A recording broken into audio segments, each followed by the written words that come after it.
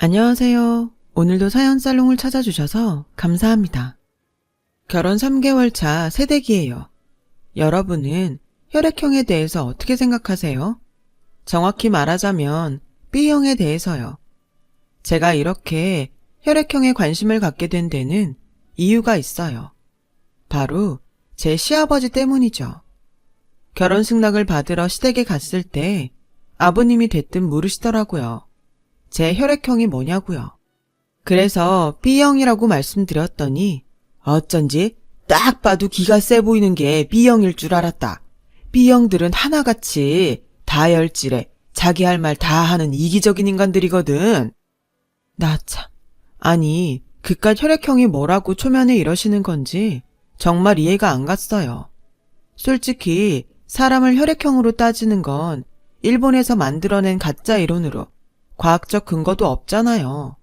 그런데 아직도 혈액형 따져가며 사람을 멋대로 판단하는 사람이 있다니 정말 기가 찰 노릇이었죠. 그런데 그날 아버님의 막말은 그게 다가 아니었어요. 내가 사람을 많이 다뤄봐서 아는데 몸매가 너처럼 생긴 애들은 되게 멍청하더라. 왜 그런 말도 있지 않냐? 가슴 큰 여자는 멍청하다고. 혹시 너 그래서 30이 넘도록 시집도 못 간 거 아니냐? 아니, 이게 말이야 방구야? 하다하다 위험한 발언까지 해가며 사람을 멍청이로 만들더라니까요. 참을 인색이면 살인도 면한다지만 그날은 그랬다간 제가 미쳐버릴 것 같아서 어려운 자리임에도 불구하고 작정하고 할 말을 다 해버렸어요. 그럼 아버님은 무슨 형이세요? 나야 성실하고 꼼꼼한 A형이지. 에이, A형이 뭐가 성실하고 꼼꼼해요. 쪼잔하고 속 좁고 비겁하지. 앞에선 할 말도 못하고 나중에 뒤통수 치고 복수하는 게 A형이던데요? 아버님도 그런 성격이시구나. 그리고요, 아버님처럼 눈이 300안인 사람들은 성질이 고약하대요. 관상학적으로 그런 눈을 가진 사람은 상대를 깔보고 거만한 데다 변태스럽고 잔인하기까지 하다 그러더라고요. 뭐 아버님이 그렇다는 건 아니니까 너무 마음에 담지 마시고요. 제 말에 아버님은 얼굴이 시뻘겋게 타올랐어요. 되로주고 말로 받은 셈이니 왜 안 그렇겠어요? 그날 아버님과 저의 대화에 남편과 어머님은 좌불안석이었죠. 남편은 어머님 성격을 그대로 닮아서 남한테 큰 소리치기 싫어하고 속으로 싸매고 가슴앓이 하는 성격이거든요. 그런 모자가 마주 앉아 저와 아버님을 보고 있으려니 얼마나 불편하겠어요. 하지만 지금 아버님을 보면 그때 제가 참지 말고 더 따져도 될 걸 그랬어요. 아무튼 아버님은 당신의 말에 한마디도 안 지고 따박따박 받아치는 제가 괘씸하셨는지 비장의 무기인 돈 얘기를 꺼내 제 귀를 누르려고 하셨어요. 그래, 아버님이 회사원이라고? 상준이한테 들어보니 나랑 연배가 비슷하던데 직급이 부장이라던가? 아니, 그 나이 먹도록 뭐 하느라 아직까지 부장밖에 못 달았다니? 살고 있는 집도 전세라지? 이래서야 혼수나 제대로 해오겠냐? 이건 뭐 30평대 아파트를 해줄래도 혼수로 그 안을 채울 능력도 안 되니 해줘야 하나 말아야 하나. 아버님은 영악하게도 신혼집을 내세워 제 길을 꺾으려고 하셨어요. 그게 아버님이 뜻한 계획이었다면 적어도 반은 성공한 셈이었어요. 집안 대대로 지방 유지로 살아와서 평생을 돈 걱정 한번 안 하고 살아온 아버님과는 달리 저희 집 형편은 당장 월급이 안 나오면 온 식구가 타격을 입는 수준의 집이었거든요. 소문난 땅 부자 아버님과는 솔직히 천지 차이의 빈부차였어요. 그러니 돈 앞에서 제가 할 말이 없죠. 저희 집이 가난한 데는 여러 가지 이유가 있겠지만 17년 전에 돌아가신 엄마의 병원비를 대느라 친할아버지가 남겨주신 밭이며 논까지 모두 판 데다 아빠 월급은 우리 3남매 키우는데 몽땅 들어갔다는 게 가장 큰 이유일 거예요. 40도 안 된 나이에 아내를 앞서 보내고 홀로 자식 셋을 키워야 했으니 아빠가 고생이 많으셨죠. 아빠 혼자벌이로 3남매를 대학까지 보냈는데 돈이 남아 있겠어요? 물론 학자금 대출 원금은 저랑 형제들이 회사 취직하고부터 갚아 나가고는 있지만 그래도 여윳돈은 없었어요. 이따 쳐도 그걸 제가 가져가면 남은 동생들은 어쩌고 아빠 노후는 또 어떡해요. 그래서 제가 모은 돈으로 어떻게든 결혼을 해보려는데 아버님이 딱 그걸 약점 잡고 늘어지신 거죠.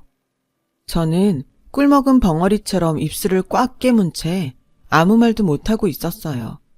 아버님은 그런 절 보시며 회심의 미소를 지으시더라고요. 그때였어요. 남편이 끼어들어 한마디 거들었어요. 아파트 필요 없습니다. 저희는 저희 힘으로 시작하고 싶어요. 제가 모아둔 돈이랑 전세대출 받으면 20평대 빌라 정도는 구할 수 있어요. 거기서부터 살림 늘려나가려고요. 남편은 저를 보며 싱긋 웃어주었어요. 그런데 저는 솔직한 심정으로 허걱했답니다. 속물 같아 보이겠지만 내심 아니 아파트를 해주신다는데 그걸 왜 마다해. 우리 힘으로 어느 세월에 서울에서 아파트를 장만하냐고. 이런 생각을 했거든요. 하지만 한편으로는 이런 생각을 하는 내가 아버님이랑 뭐가 다른가 싶어 창피하기도 했어요. 그래서 남편 말을 거들었죠. 그래요 아버님.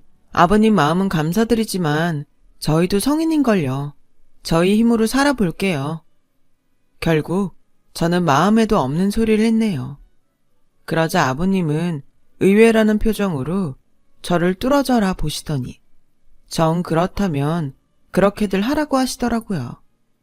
그렇게 말도 많고 탈도 많던 예비시댁 인사는 끝이 났어요.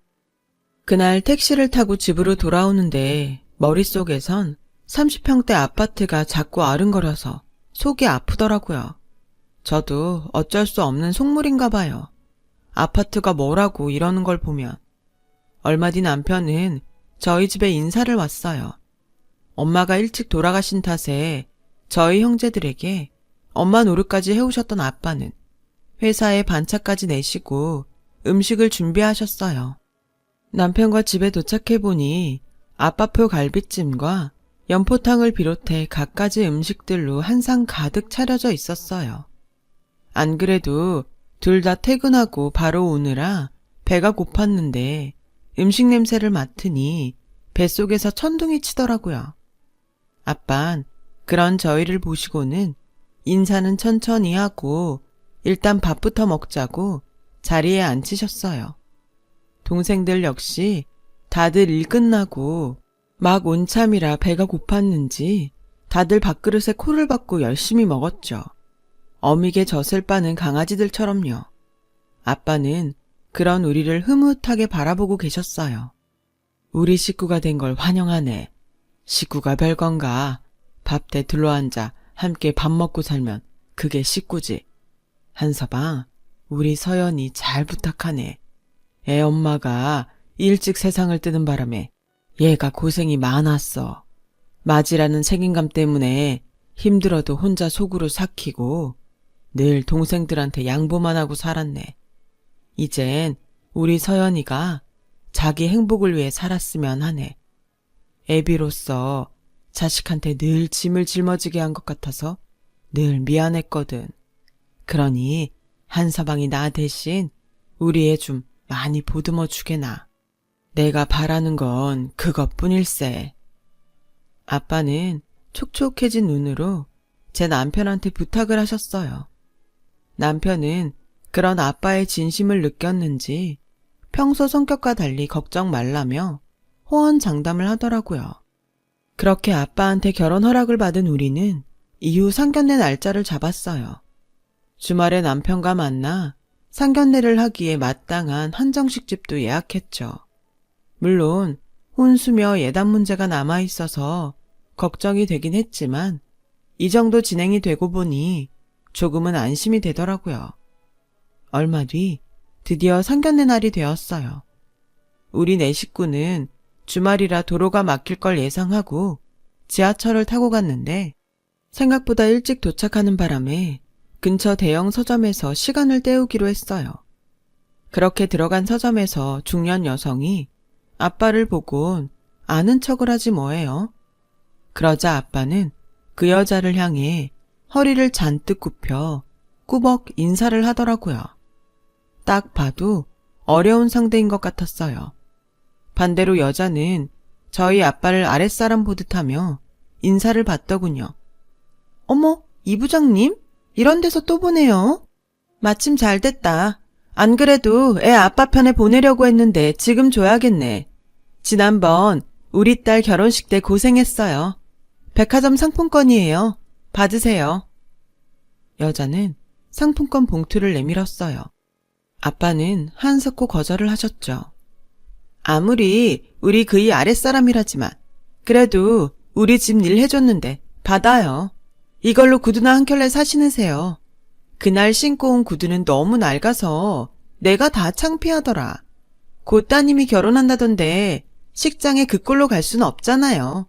이참에 새 구두 하나 장만하세요. 계속 사양하던 아빠는 그 말에 귀가 빨갛게 물들 정도로 창피해하셨어요. 그리곤 겸연쩍은 표정으로 받으셨죠. 그 모습에 순간 울컥하더라고요.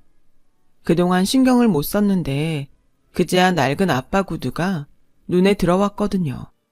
그동안 새 식구 아껴 사느라 바빴지 딸이 우리 아빠 구두도 생각을 못했던 게 그렇게 죄송할 수가 없었어요.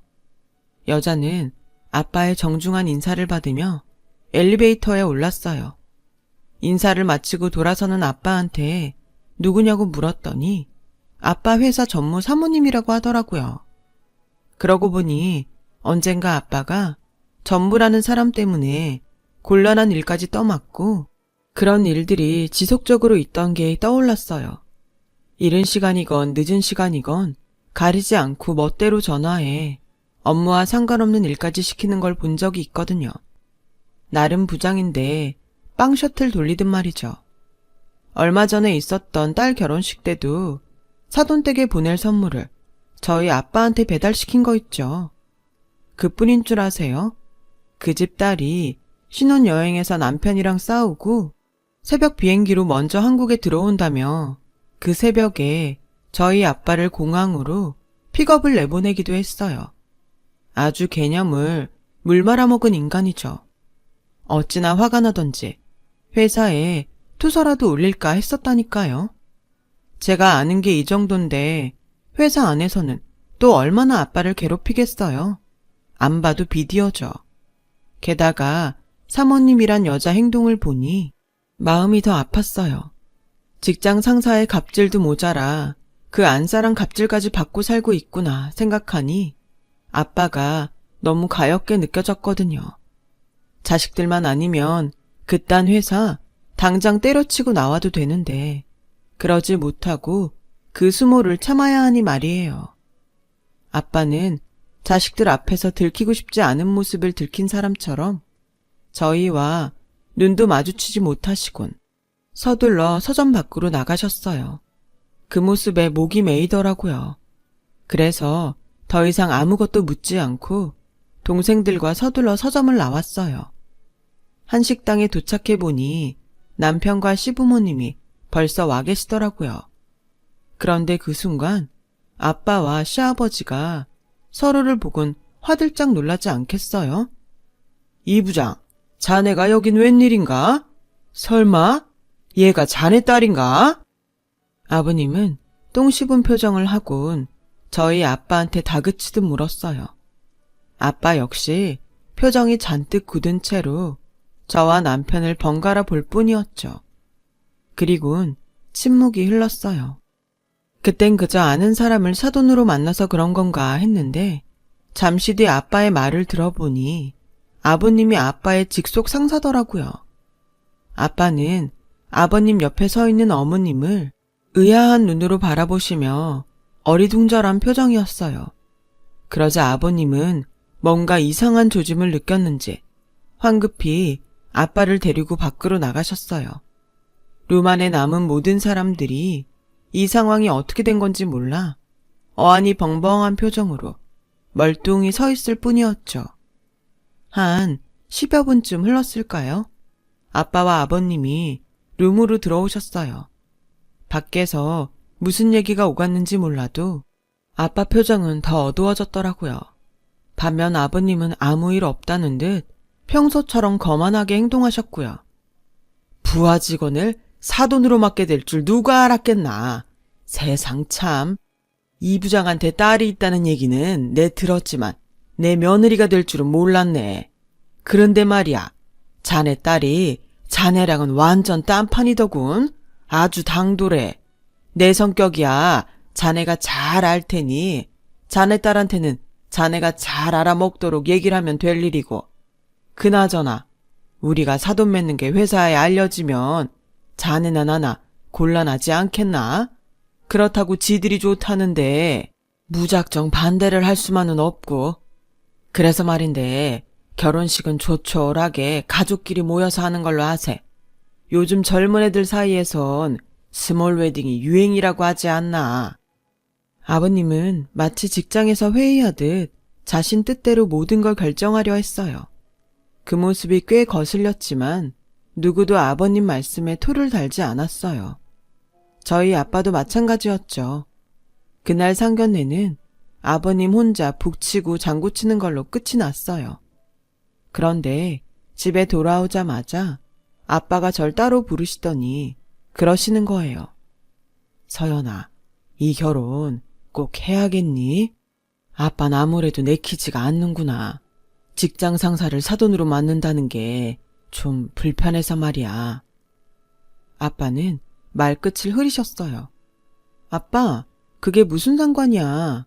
물론 불편하긴 하겠지만 그래도 그런 이유로 결혼을 관두라는 건 나한테 너무 가혹하지 않아? 아빠도 한서방 마음에 든다고 했잖아. 아빠, 부탁할게. 나 이 결혼 하고 싶어. 제 말에 아빠는 더 이상 아무 말씀도 하지 않으셨어요. 제가 아빠라도 이런 상황이라면 많이 불편할 거예요. 부부끼리 한 회사에 다니는 것도 불편할 판에 하물며 세상에서 가장 어려운 사돈이 직장 상사라니. 아빠한테는 정말 죄송하더라고요. 그런데 그날 이후 불편해진 건 아빠뿐만이 아니었어요. 저 역시도 마찬가지였거든요. 아버님이 저 역시 자기 부하 직원처럼 부리기 시작했거든요. 낮이고 밤이고 시도 때도 없이 연락해 자잘한 심부름을 시키기 일쑤였고, 심지어 쉬는 날에 불러내서 수행비서 노릇까지 시키곤 했어요. 모녀가 쌍으로 시아버지한테 노예로 잡힌 기분이었죠. 하지만 전처럼 마냥 성질대로 굴 수도 없었어요. 모르면 모를까 아빠 직장 상사인데 제가 어떻게 함부로 하겠어요. 저도 직장 생활을 오래 해서 아버님 같은 유형의 상사가 얼마나 치졸하고 찌질한 인간인지 잘 알거든요. 그러니 이 악물고 참을 수밖에요. 그렇게 시간은 흘러 예식장도 예약을 했고 스드메의 어지간한 혼수도 다 준비가 된 상태였어요. 마침 청첩장이 나왔대서 남편과 함께 받아오는 길이었어요. 그런데 아버님한테 전화가 왔더라고요. 네? 어머님한테 거짓말을 하라고요? 별로 어려운 것도 아닌데 뭘 그래. 네 시애미가 오늘 좀 전화를 할 거다. 그러면 딴 말 할 거 없고 어제 네가 나랑 백화점에 간 걸로 해라. 내가 선물로 명품백 하나 사줬다고 그렇게 얘기 좀 해. 알았니? 혹여라도 딴소리 했다간 니들 결혼 순순히 못할 줄 알아. 내 말 알아들었냐? 아버님, 설마 바람 피시는 거예요? 지금 저보고 아버님 바람 피는데 일조하란 말씀이신 거예요? 그런 거라면 저는 못해요. 못해? 오냐? 그럼 네 마음대로 해라. 대신 이거만 알아둬라. 네 아빠 나이면 희망퇴직 1순위인 건 너도 잘 알게다.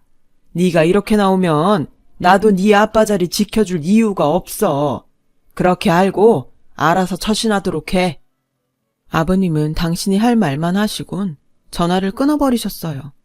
상황을 보아하니 전날 내연녀한테 백화점에서 명품백을 사준 걸 어머님 지인한테 걸린 모양이었어요. 그걸 무마하려 절 이용하려는 거였죠. 생각할수록 괘씸했어요. 하다 이젠 불륜까지 저지르고도 뻔뻔하게 며느리까지 이용해 자기 잘못을 덮으려 하는 거니까요. 게다가 거기에 저희 아빠까지 볼모로 잡다니 너무 치졸하지 않나요? 그래서 안 되겠다고 말씀드리려고 청첩장을 들고 남편과 함께 아버님 회사로 찾아갔어요. 남편이 있는 자리에서 따끔하게 말씀드리고 여자 문제를 정리하시라 말씀드리려고요. 그런데 생각지도 못한 순간에 엄청난 반전이 일어났지 뭐예요? 로비에서 아버님 성함을 말하고 들어가려는데 직원이 그러는 거예요. 전무님은 현재 외출 중이십니다. 네? 전무요? 순간 머리가 핑그를 도는 것 같았어요. 전무라면 내가 아는 그 전무? 아빠한테 온갖 허드렛 일을 시키고 딸내미 결혼할 때도 그렇게 부려먹던 그 전무? 순간 머릿속이 복잡해지더라고요. 아빠 말로는 일전에 서점에서 만난 그 중년 여자가 전무 사모라고 했는데 그럼 아버님이 두 집 살림을 한다는 거잖아요.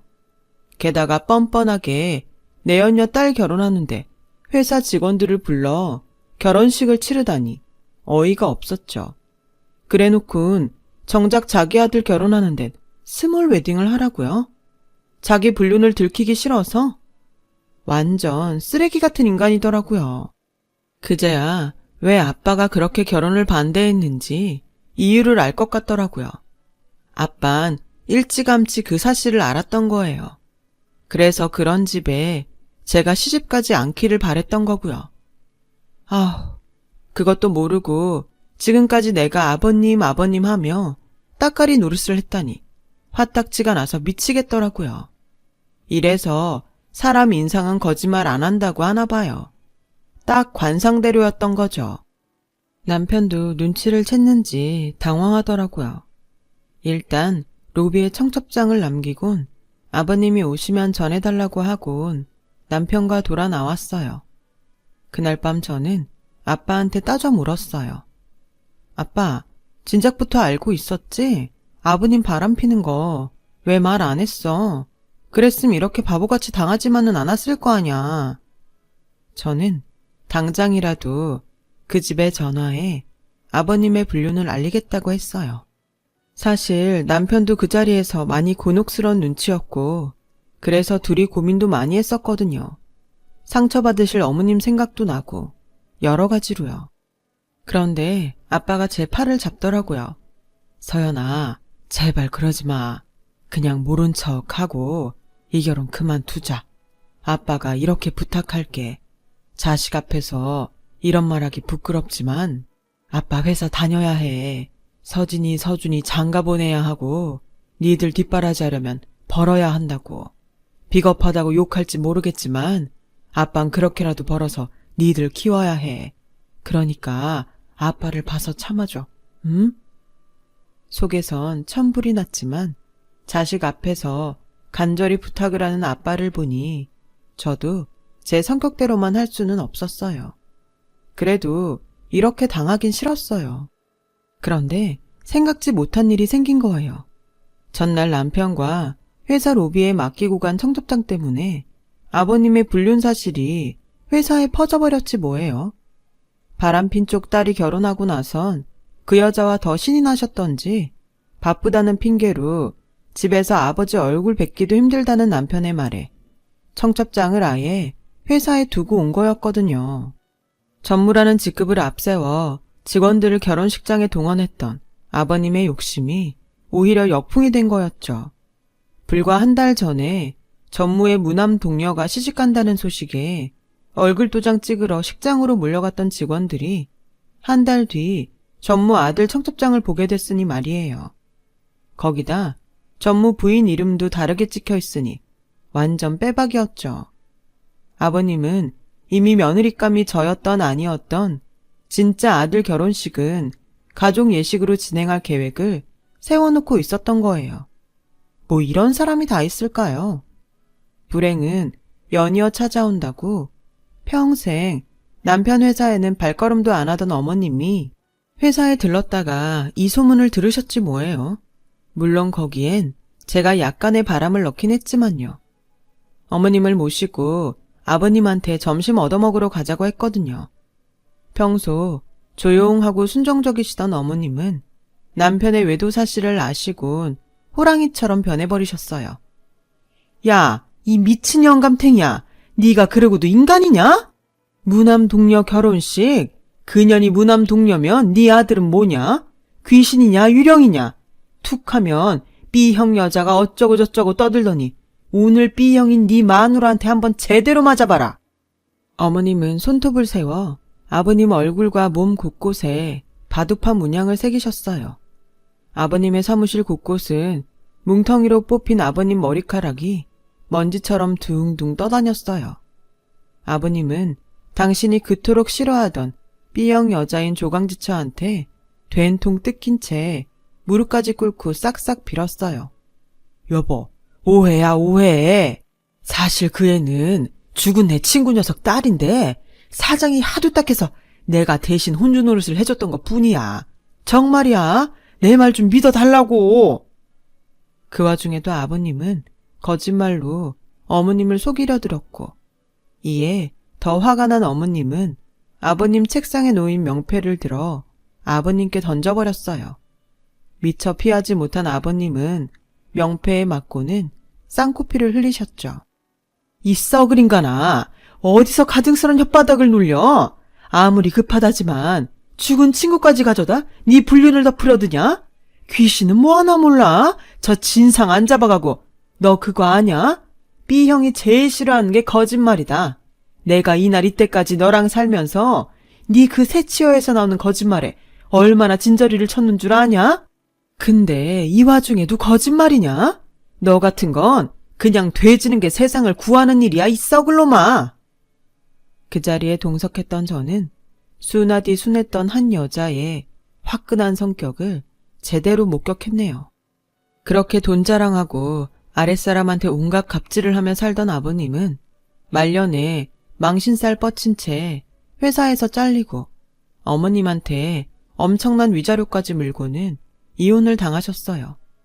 거기다 애지중지하던 내연녀한테도 배신을 당하고 말았죠. 알고 보니 그 딸이 아버님 딸이 아니었더라고요. 그 사실은 어머님한테 상간녀 위자료 소송을 당한 내연녀가 자기 죄를 덜어보려고 어머님을 설득하는 과정에서 자기도 모르게 툭 하고 나와버렸어요. 덕분에 아버님은 돈도 잃고 사랑도 잃고 자식까지 잃은 채 시골 본가에서 독거노인으로 살게 되셨죠. 이게 다 자업자득 아니겠습니까? 태풍처럼 한 집안을 쑥대밭을 만든 사건이 끝나고 저희 부부는 드디어 결혼식을 올렸어요. 비록 30평대 아파트는 아니지만 신뢰와 사랑으로 가득한 22평 연립주택에 둥지를 틀었답니다. 이 둥지에서 시작해 언젠가 인서울 30평대 아파트를 쟁취해 보려고요. 저희 힘으로 말이죠. 아버님의 일을 겪고 나니 아빠가 주는 사랑과 관심이 더 고마워지더라고요. 세상 모든 아빠들이 우리 아빠 같지 않다는 걸 실제로 보고 나니 진득하게 자식을 위해 열심히 살아오신 아빠가 더 존경스러워집니다. 저도 제 자식에게 그렇게 일관된 사랑을 주려고 노력해야죠. 지금까지 제 사연을 들어주셔서 감사드려요. 소중한 가족들과 오늘은 더 행복한 시간 보내시길 바랍니다. 여러분, 사연 댓글에 응원과 현명한 조언 부탁드려요. 좋아요와 구독은 저에게 큰 힘이 됩니다. 오늘도 좋은 일 가득하세요.